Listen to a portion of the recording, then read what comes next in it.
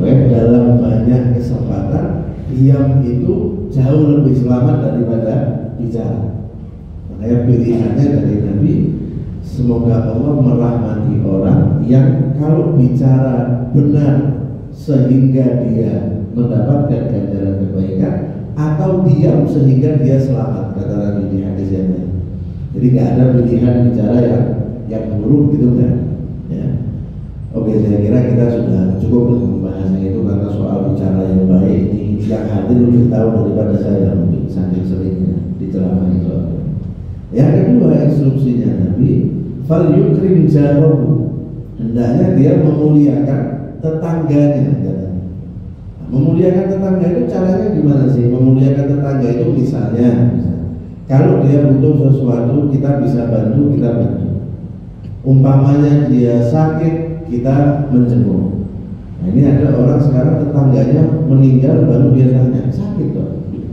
Ini sudah tetanggaan 15 tahun, sakitnya sudah 10 tahun.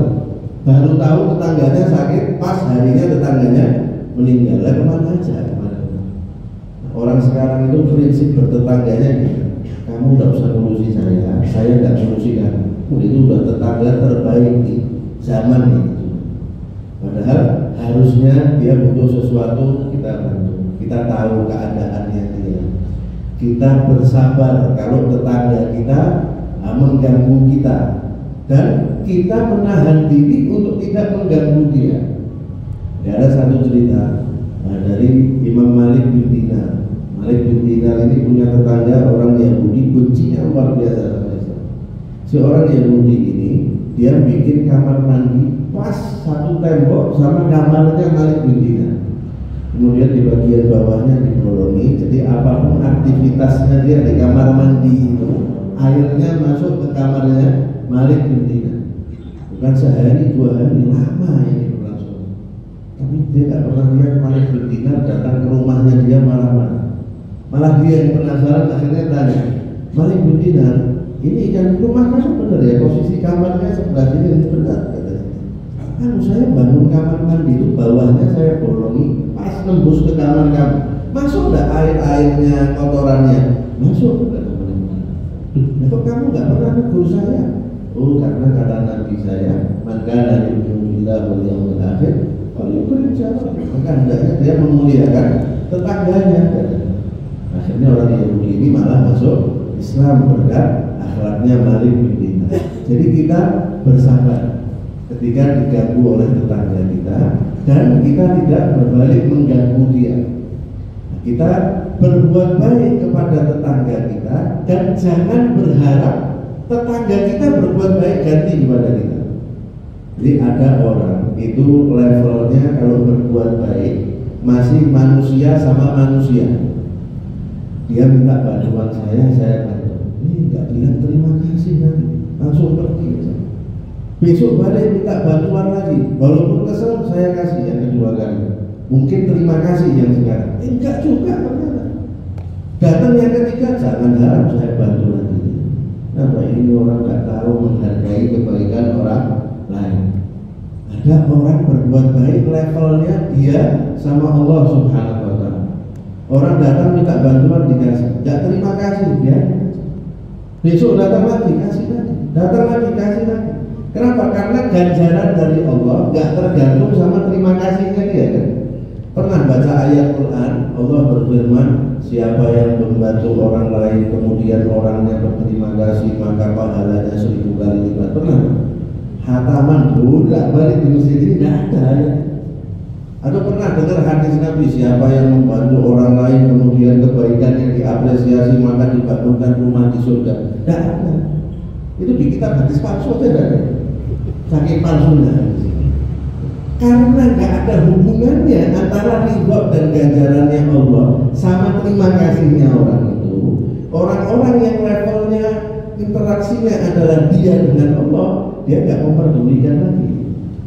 Makanya kita berbuat baik sama tetangga, jangan berharap tetangga kita juga berbuat baik sama kita. Dan hubungannya kita sama Allah Subhanahu wa Ta'ala. Kemudian kaitannya juga dengan tetangga adalah kata Nabi SAW, kalau kamu belanja sesuatu kamu kasih juga untuk tetangga kamu. Tapi kalau nggak bisa kamu kasih, misalnya karena mepet ini ngepres untuk kebutuhan rumah, maka masukkan belanjaan kamu sekiranya tetangga kamu nggak tahu. Dan jangan sampai anak kamu keluar memamerkan belanjaan kamu kepada anaknya tetangga. Kenapa? Kita bikin masalah di rumahnya orang lain. Kita beli buah buat anak kita, sama anak kita dibawa keluar dipamerkan ke anaknya tetangga. Itu sama bapakku aku dibelikan apel, dibelikan ini, dibelikan ini.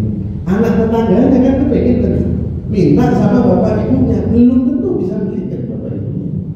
Nah, anak kecil kalau sudah punya kepinginan kan tidak bisa diceramahi kan.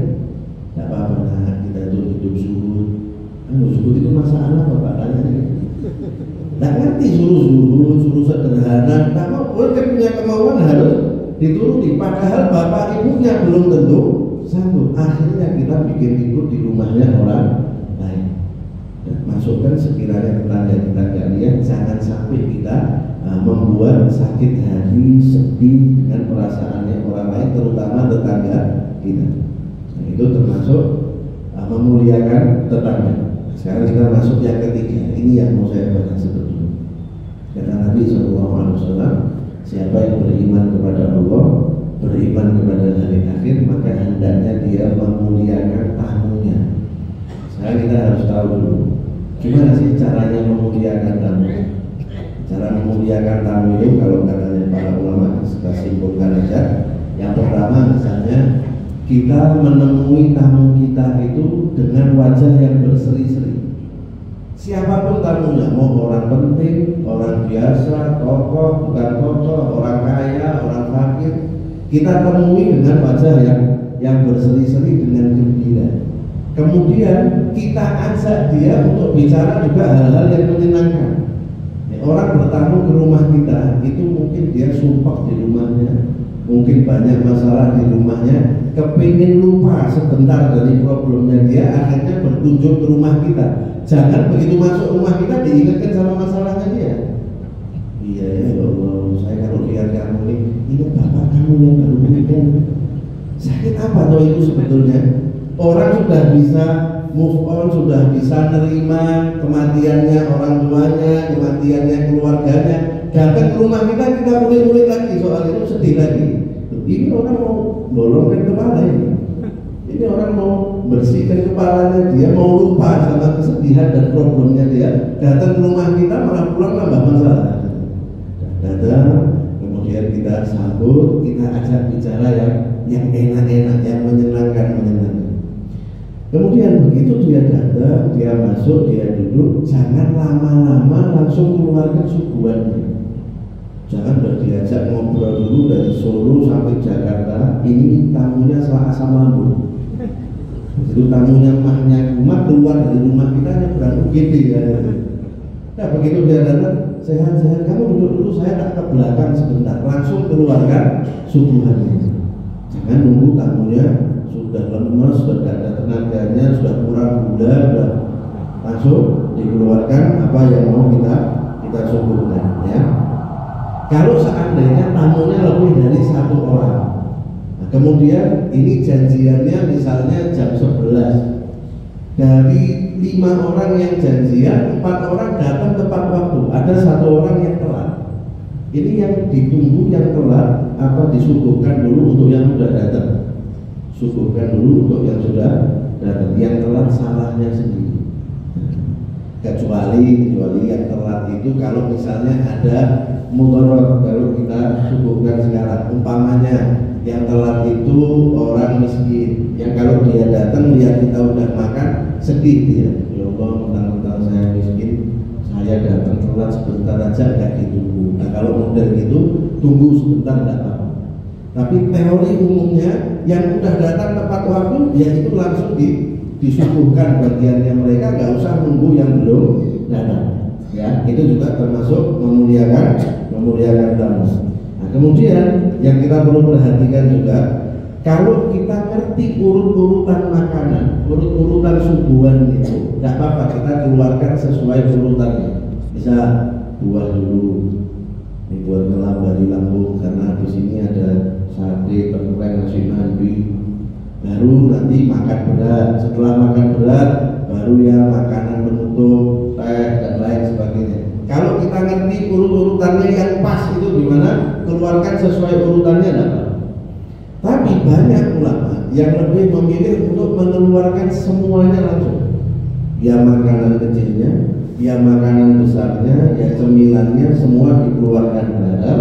Nanti tamunya yang mengukur sendiri. Saya ini kapasitas perut saya sekarang ini, saya udah kenyang.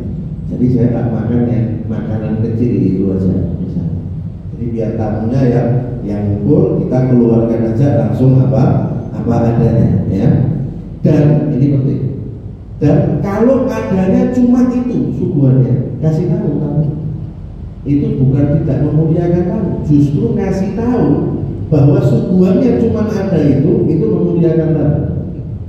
Kita kedatangan tamu, kita suguhi martabak misalnya. Ini silahkan dimakan ya, cuma ada ini, kasih tahu. Kenapa? Jadi tamunya bisa, oh ini cuma ada ini ya, saya singkat aja. Supaya nggak datang lapar, pulang lapar nanti ya. Jangan sampai kita cuma ada suguhan ini kok sebetulnya. Ketika kita suguhkan, kita nggak bilang cuma ada ini, tamunya nanti kan ngarep kan. Ini jangan banyak-banyak ini. Nah, siapa tahu habis ini ada makan siang, habis itu ada. Ternyata dia udah makan martabaknya cuma 2 tok, nggak ada makan siang. Wassalamualaikum. Ya itu pulang nyebrang gini, badannya tadi asam lambungnya naik juga. Dan suguhkan kasih tahu. Ini adanya cuma ini ya, kasih tahu supaya dia bisa ngukur. Kalau ada yang lainnya juga dikasih tahu. Ini dulu ya. Nah, nanti insya Allah di jam habis zuhur kita sholat zuhur terus kita makan siang. Itu kasih tahu supaya tamunya juga bisa ngukur. Berarti martabaknya buat sungkelan sedikit aja lah, ini buat ngelambani aja, jangan banyak-banyak. Nanti nyerangnya pas makan siang. Itu juga dikasih tahu. Itu termasuk memuliakan tamu. Jadi jangan kita berpikir justru tidak enak Ustaz. Masa bilang cuma ada ini, lebih ngawur kalau kita tidak bilang. Ya, karena bisa jadi nanti tamunya berharap dan ternyata dia tidak dapat apa-apa. Ya. Kemudian kita ini kalau menjamu tamu itu jangan memaksakan diri. Jadi jangan setiap kali ada tamu kita memaksakan diri untuk menyambut besar-besaran. Kenapa? Kata Nabi, nanti kamu akhirnya jadi gak suka tamu. Padahal tamu itu datang mengambil rezekinya sendiri. Pulang katanya bawa dosanya pulang rumah. Ya, kalau kita sampai gak senang tamu, waduh bahaya. Jadi kita tidak perlu memaksakan diri. Apa adanya yang bisa disuguhkan itu disuguhkan supaya kita tidak keberatan setiap kali menerima. Nanti akhirnya kalau kita terbiasa memaksakan diri, dapat informasi ini nanti mau ada tamu ya, tamu lagi saya harus ini jadi berat. Tidak usah. Apa adanya yang kita punya itu yang kita syukurkan dan sisihkan dulu untuk keluarga kita di rumah. Jadi keluarga itu bukan dikasih sisanya tamu. Keluarga itu disisihkan dulu dari yang kita syukurkan untuk keluarga kita. Kenapa? Supaya dia tidak ngarep-ngarep tamunya tidak habis. Nah, jadi begitu dia dari dalam, mudah-mudahan tamunya sudah kenyang apa tidak nafsu makan. Jadi ada sisanya saya bisa makan. Nanti kalau ternyata habis tamunya makannya, udah rakus tamunya, salah lagi ya. Malah menjelekkan tamu yang datang. Sisihkan dulu. Ini buat kamu ya, ini buat orang rumah, ini buat tamu. Jadi kalaupun ini habis, orang rumah itu sudah aman. Dia tidak sampai mengharapkan yang aneh-aneh soal tamunya ini. Ketika kita menyuguhkan makanan, kita sebagai tuan rumah itu kita mulai duluan. Kenapa? Untuk mencairkan suasana supaya tamunya itu nggak suka. Misalnya udah disuguhkan, ayo silahkan makan, tapi kita diem, kita lihat terus kok nggak makan ini. Siapa yang mau makan ini? Tapi kita mulai duluan, ayo makan yuk, sambil kita ngambil juga. Jadi kita tuan rumah mulai duluan, tapi selesainya paling terakhir. Kenapa selesainya paling terakhir? Karena orang ini kan kapasitas perutnya kan lain-lain. Bisa. saya kedatangan 3 orang. Ini ada yang makan 1 piring cukup, makan 2 piring baru cukup, ada yang makan 3 piring baru kenyang. Nah kalau umpamanya saya sebagai tuan rumah berhentinya ikut yang makan 1 piring, jadi begitu yang makan 1 piring selesai, saya sebagai tuan rumah selesai.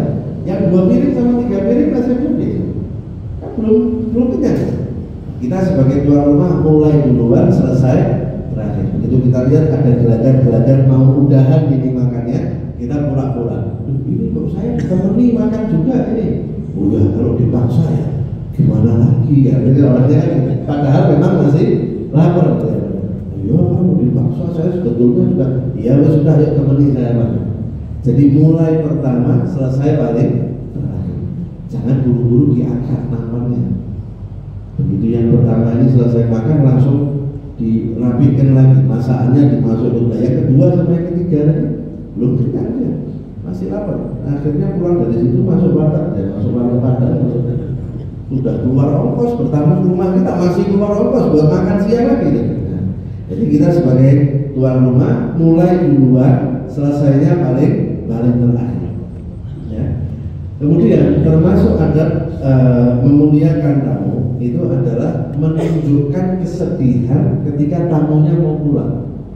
Jadi kayak berat gitu kita. Walaupun acting tidak apa-apa ya. Acting apa? Yang penting tamunya itu merasa dihargai. Jadi begitu dia mau pulang sudah, ya Allah, 10 menit lagi. Padahal pulang kok dari kaki kalau lagi tidak ada. Cuman supaya tamunya itu merasa, oh ternyata saya ini diharapkan untuk bertamu di sini. Jadi dia pulang datang nyaman, pulang senang. Jadi jangan saya pulang ya dia, ini kok kayak musik. Saya pulang nanti dulu 5 menit lagi. Dan saya harus pulang. Ya sudah walaupun saya berat tapi kamu saya izinkan pulang walaupun dalam hati yes. Jadi tunjukkan kesedihan, tunjukkan kita berat. Nanti kamu sering-sering main ke sini lagi loh ya, supaya orangnya itu merasa, oh saya diharapkan, saya dihargai. Jadi dia tetap merasa nyaman. Dan ketika dia pulang, antarkan sampai ke pintu rumah kita. Jangan suruh keluar sendiri. Ini sofanya di sini, pintu rumahnya di sana. Saya pulang ya, dia terus tamunya jalan sendiri kita melihat dari sofa. Ya dia kayak orang mau pamit pulang kampung. Kita antarkan dia sampai ke depan rumah kita, sampai ke pintu rumah kita supaya dia juga merasa dihargai, dan itu sunnahnya Nabi Muhammad SAW. Intinya semua adab memuliakan tamu yang kita sebutkan tadi itu intinya adalah tamu kita pokoknya gimana caranya nyaman ketika bertamu ke rumah kita, datang nyaman, pulang nyaman. Dengan hal-hal atau langkah-langkah yang kita sebutkan tadi itu insya Allah kita sudah, kalau kita jalankan kita dianggap sudah memuliakan tamu sebagaimana yang diharapkan di dalam ajaran Islam.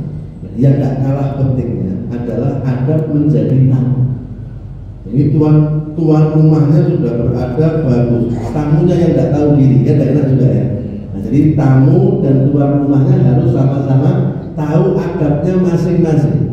Kalau tadi kita udah ini adab memuliakan tamu sebagai tuan rumah, kita udah tahu. Sekarang adab sebagai tamu. Yang pertama, kita kalau bertamu ke rumahnya orang, cari waktu yang tepat. Jangan jamnya orang istirahat kita bertamu dan atau kita ngepasi jamnya dia makan. Saya taruh ini orang ini kalau jam segini makan malam. Saya kesana pas ngepasi dia makan malam. Pura-puranya nggak tahu. Begitu sampai sana, oh mesti makan tuh. Iya apa lanjutkan dulu, nanti saya balik ke sini lagi. Kira-kira tuan rumahnya gimana? Masuk dulu, sudah apa masuk makan bareng. Tujuannya memang itu kan. Sengaja ngepasi pas dia makan malam, tujuannya supaya diajak makan. Nah, ini tamu yang kurang peka.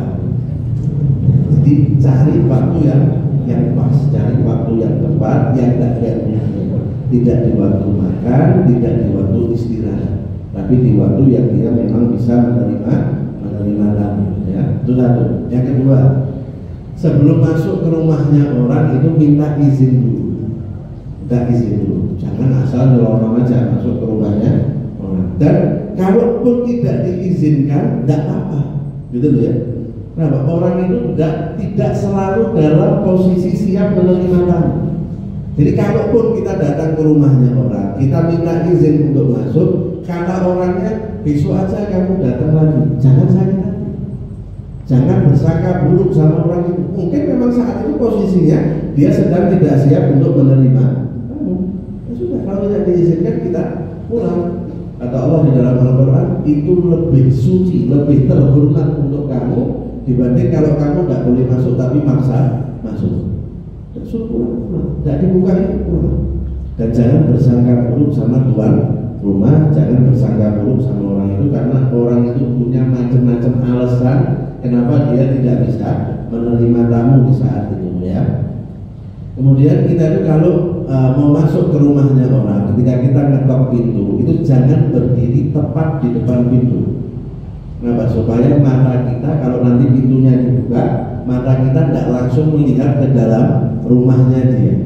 Mungkin ada keluarganya yang perempuan belum nutup aurat, mungkin rumahnya masih berantakan dan dia tidak suka ada orang lihat rumahnya dia berantakan.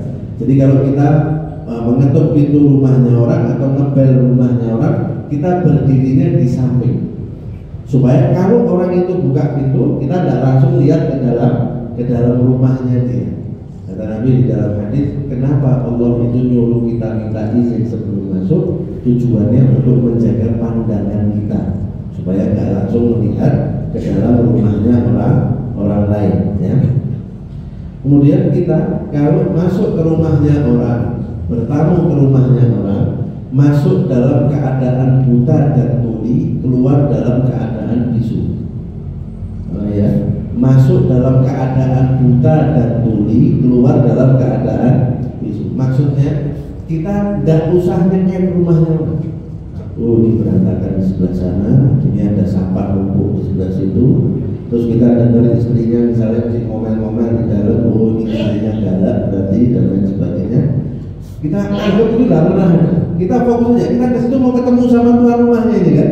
Dan kita tahunya tuan rumah ini yang kita lihat dia, yang kita dengar omongannya dia. Masuk dalam keadaan buta dan tuli, keluar dalam keadaan bisu. Tidak usah cerita sama siapapun, apapun yang kita lihat di rumahnya dia. Kau tidak tahu waktu dari rumahnya dia yang kemarin dulu berantakan ya, kayak ditarik tenggelam misalnya. Atau kau tidak tahu ternyata istrinya itu begini. Masuk dalam keadaan buta dan tuli, keluar dalam keadaan bisu. Cukup, kalaupun apapun yang terjadi di sana, itu cukup untuk jadi konsumsi kita pribadi, tidak perlu diceritakan kepada siapapun, ya. Terus kita kalau jadi tamu, jangan jadi tamu yang merepotkan. Misal contohnya, mau minum apa? Kopi apa teh? Sirup? Kan tidak ada di pilihannya itu. Pilihannya kan mau minum apa? Kopi atau teh sirup? Ini kan merepoti. Wis apa yang ada yang gampang, yang kamu dapat gitu. Ya. Terus kalau kita udah bertamu ke situ beberapa kali, suguhannya martabak itu terus, jangan komplain. Kamu ini tidak kreatif, setiap saya kesini martabak lagi, martabak. Ya berarti rezekinya itu, gitu. Kamu mau makan apa? Saya mau makan tahu tek yang ada di Surabaya. Ini orangnya di Solo kan? Mintanya suguhannya dari Surabaya. Ini kan repotnya juga. Dah apa yang kamu gampang itu saya makan, gitu loh. Jadi tuan rumahnya enak, nerima tamunya enak, kita sebagai tamu juga tidak merepotkan tuan rumah. Dan jadi tamu itu harus peka. Jadi tuan rumah kayaknya udah mode suruh pulang, harus tahu kita. Ya, misal kita udah ngobrol, tiba-tiba ada jeda 5 menit, terus tuan rumahnya tarik napas panjang, nah, ini sudah usir. Sudah tidak tahu obrolan nih, sudah ngobrol panjang, terus ada jeda kosong 5 menit, terus tuan rumahnya, ini berarti sudah, kita harus tahu waktunya pulang, tidak capek. Jadi tamu yang peka. Terus kalau tuan rumahnya tadi, kamu mau 15 menit lagi, iya, jangan langsung diiyakan, bisa jadi itu basi. Lihat ini benar nggak? Apa cuma melaksanakan adab itu aja, walaupun dalam hatinya ingin kita pulang. Nah, kita harus tahu, kamu 15 menit lagi, ini kayaknya serius ini karena saya teman dekat sama dia. Jadi kayaknya memang dia benar pengen saya lama-lama di sini, silahkan. Tapi kalau kita lihat ini kayaknya basa-basi, dan kita minta di sini. Terus saya pengen sebenarnya masih pengen di sini, tapi ini saya udah harus jalan. Jadi kita jadi tamu yang peka, yang tahu membaca situasi, ya tahu membaca situasi. Nah, terus kembali ke minta izin dari rumah. Kalau kita minta izin untuk masuk ke rumahnya orang, kemudian ditanya siapa, jawabannya bukan saya.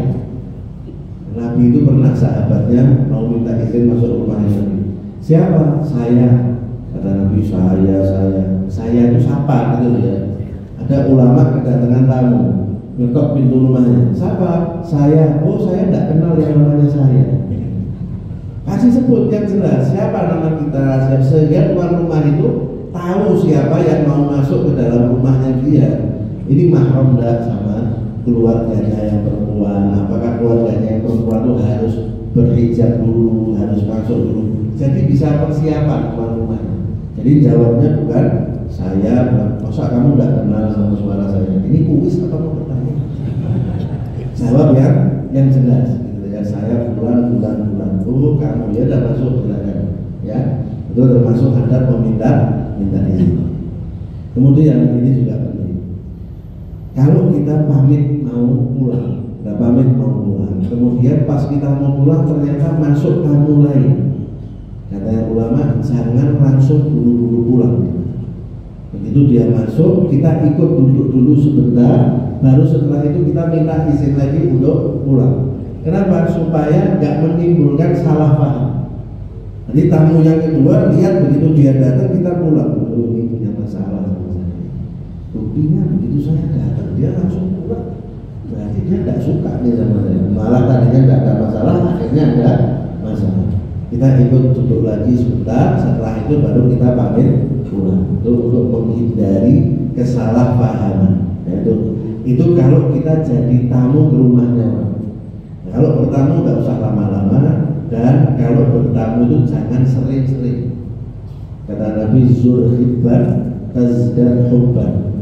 Kalau berkunjung itu selang-seling, jadi ada kangennya gitu. Kalau ketemu terus, kamu lagi di masjid ketemu, terus dari masjid makan siangnya di rumah saya, maghrib sebelum ke masjid mampir dulu, dia lagi terus, bosan. Jadi tidak ada rasa kangen, tidak ada rasa cinta. Zulhibban dan hubban. Namun kalau berkunjung kata Nabi diselang-seling supaya menambah rasa cinta, supaya ada kangennya, gitu ya. Itu kalau kita bertamu ke rumahnya orang.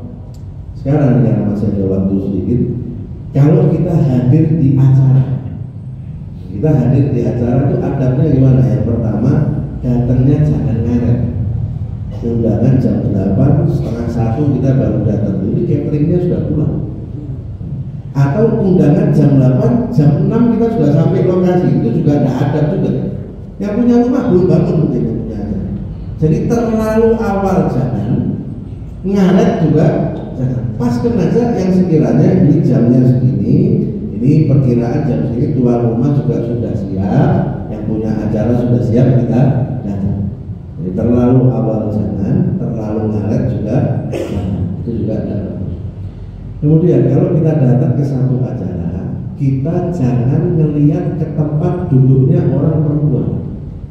Misalnya ini acaranya di sini di kota dalam ini, orang perempuannya di sebelah sana. Ya fokus saja sama yang di depan. Tidak usah melihat-lihat ke arah tempat perempuan. Kenapa? Ini isinya keluarganya orang di sana. Bukan mahram kita, bukan siapa-siapa kita. Keluarganya ini tidak nyaman kalau kita melihat keluarga perempuannya dia, sebagaimana kita juga tidak nyaman kalau ada orang melihati keluarga perempuan kita dan lain sebagainya. Tempat perempuan biar jadi urusannya perempuan, kita fokus sama yang kita ada di sini. Dan jangan sering-sering lihat ke tempat keluarnya makanan. Misalnya ini maulid. Kita tahu ini biasanya kalau maulid di sini selesainya ada makan-makan. Nah makan-makan itu biasanya keluarnya dari sebelah sana. Kita jangan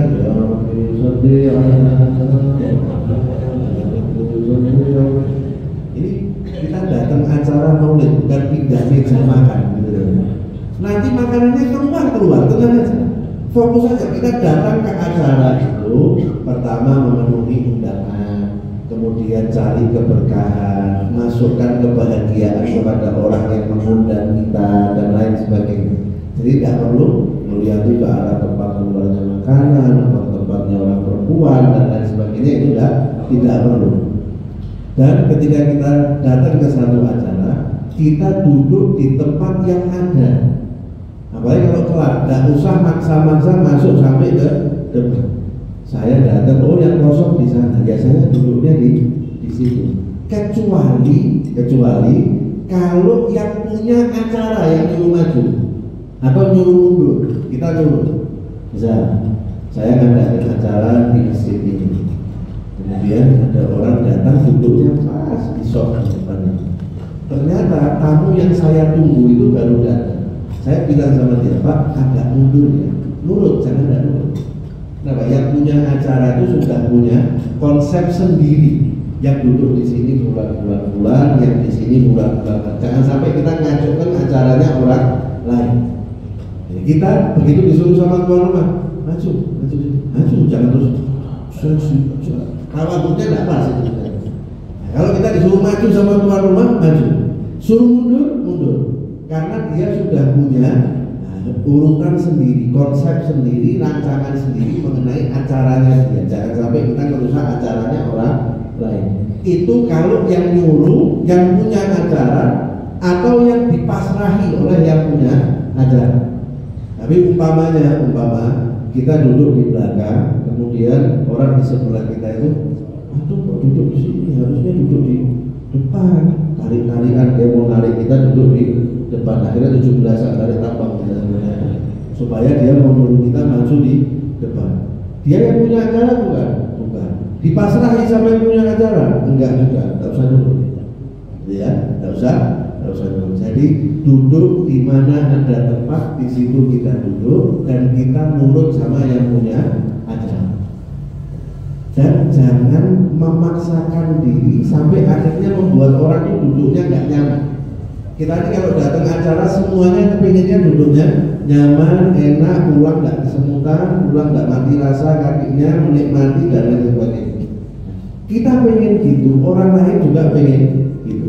Jangan kita akhirnya jadi sebab nanti orang itu merasa nggak nyaman karena kita sosok-sosokkan kepingin duduk di sini, kepingin duduk di sini. Mana ada tempat di situ kita duduk. Nah, itu kalau kita datang ke acara ya atau ke undangan. Mungkin itu yang bisa saya sampaikan karena sudah mau Indonesia, dan mudah-mudahan ada manfaatnya, mudah-mudahan Allah Subhanahu wa taala